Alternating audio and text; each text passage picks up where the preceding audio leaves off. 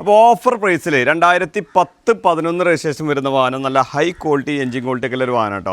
മെക്കാനിക്കലൊക്കെ നമുക്ക് ഗ്യാരണ്ടി കൊടുക്കാം. മേജറായിട്ടുള്ള ഒരു ഇഷ്യൂ കാര്യങ്ങളൊന്നുമില്ല. Front glass only replace.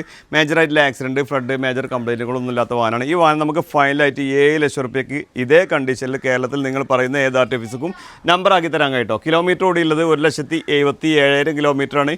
Kilometre ജനുവനാണെന്നുണ്ടെങ്കിൽ നമുക്ക് ഗ്യാരണ്ടി കൊടുക്കാൻ കഴിയും. ഇപ്പം നിലവിൽ മേജറായിട്ടുള്ള ഒരു കംപ്ലയിൻസോ കാര്യങ്ങളൊന്നുമില്ല. മെക്കാനിക്കലൊക്കെ നമുക്ക് ഗ്യാരണ്ടി കൊടുക്കാൻ കഴിയുന്ന മെക്കാനിക്കലാണ്. ചെറിയ മൈനറായിട്ടുള്ള പ്രശ്നങ്ങൾ കാര്യങ്ങളുണ്ട് എന്നല്ലാതെ മേജറായിട്ടുള്ള ഒരു ഇഷ്യൂ കാര്യങ്ങളൊന്നും ഈ വാഹനത്തിലുള്ള ടയർ ഭാഗങ്ങളൊക്കെ നോക്കുകയാണെങ്കിൽ ഫ്രണ്ടേജ് ഒരു 80%, ഒരു 70% വരുന്നുണ്ട്. ബാക്ക് ടയർ നോക്കുകയാണെങ്കിൽ ഒരു 20% വരുന്നുള്ളൂ കേട്ടോ.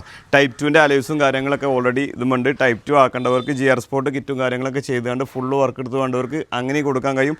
അതല്ല ഈ ഒരു കണ്ടീഷനിൽ ഇതേ കണ്ടീഷനിലുള്ള റേറ്റാണ് നമ്മൾ 7 ലക്ഷം റുപ്യ ഫൈനലായിട്ട് പറയുന്നത് കേട്ടോ. അതിന് ഫിനാൻസ് കാര്യങ്ങളൊന്നും ചെയ്ത് കൊടുക്കാൻ കഴിയില്ല കേട്ടോ. നിങ്ങൾ പറയുന്ന ഏത് ആർട്ടിഫിസ്ക്കോ ആണെങ്കിലും നിങ്ങൾക്ക് നമ്പറാക്കി തരാൻ കഴിയും. നിലവിൽ സെക്കൻഡ് ഓണർഷിപ്പ് കിടക്കുന്ന വാഹനമാണ് കേട്ടോ.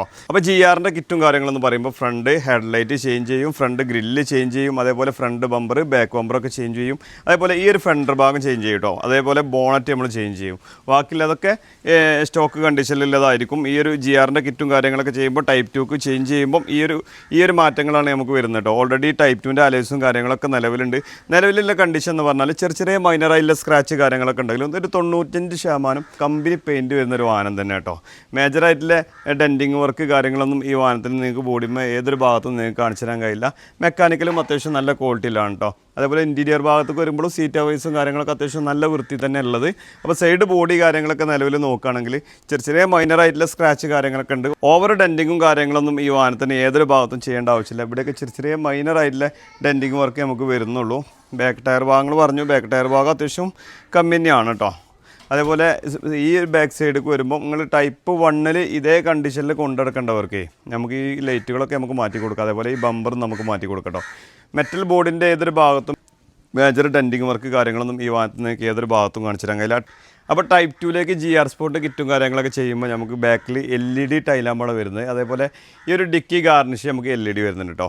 അതുപോലെ ബമ്പർ സ്കേട്ടിങ് വരുന്നുണ്ട്. ബമ്പർ നമ്മൾ ചേഞ്ച് ചെയ്യുന്നുണ്ട്.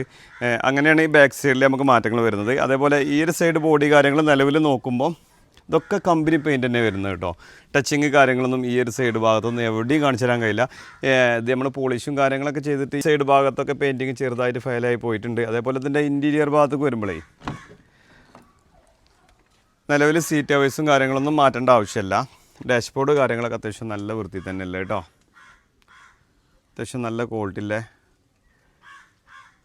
ഇൻറ്റീരിയർ ഭാഗങ്ങളാണ് നിലവിലുള്ളത്. നമ്മൾ GRൻ്റെ കിറ്റ് കാര്യങ്ങൾ ചെയ്യുമ്പം നമ്മൾ സീറ്റ് അവൈസ് മാറേണ്ട ആവശ്യമില്ല. ബാക്കിയുള്ള ഭാഗങ്ങളൊക്കെ ചെയ്തു വരുമ്പോൾ നമുക്ക് മൊത്തം ഒരു 9 ലക്ഷം റുപ്യക്ക് നമുക്ക് ഫൈനലായിട്ട് കൊടുക്കാൻ കഴിയും കേട്ടോ. അതിൽ നമ്മൾ ഫ്ലോർ മാറ്റ് നമ്മൾ എക്സ്ട്രാ ചെയ്യും. ബാക്ക് സീറ്റ് നോക്കുകയാണെങ്കിലും അത്യാവശ്യം നല്ല വൃത്തി തന്നെ അല്ലേ കേട്ടോ.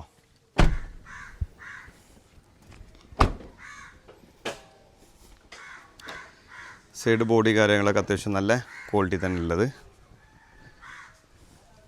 അതേപോലെ ഇതിൻ്റെ എഞ്ചിൻ സൈഡ് വരുമ്പോൾ നിലവിൽ വാഷ് കാര്യങ്ങളൊന്നും ചെയ്തില്ല. ഏതൊരു ഭാഗത്തും നിങ്ങൾക്ക് ആക്സിഡൻറ്റ് ഹിസ്റ്ററി കാര്യങ്ങളൊന്നും കാണിക്കാൻ കഴിയില്ല എന്നല്ല നമുക്ക് ഗ്യാരണ്ടി കൊടുക്കാം. മെക്കാനിക്കലൊക്കെ നമുക്ക് ഗ്യാരണ്ടി കൊടുക്കാൻ കഴിയുന്ന മെക്കാനിക്കലാണ് കേട്ടോ. അപ്പോൾ 2010-11 രജിസ്ട്രേഷൻ വരുന്ന വാഹനമാണ്. അപ്പോൾ അടുത്ത ടെസ്റ്റ് വരുന്നത് 2026 ഫസ്റ്റിലാണ് വരുന്നത് കേട്ടോ.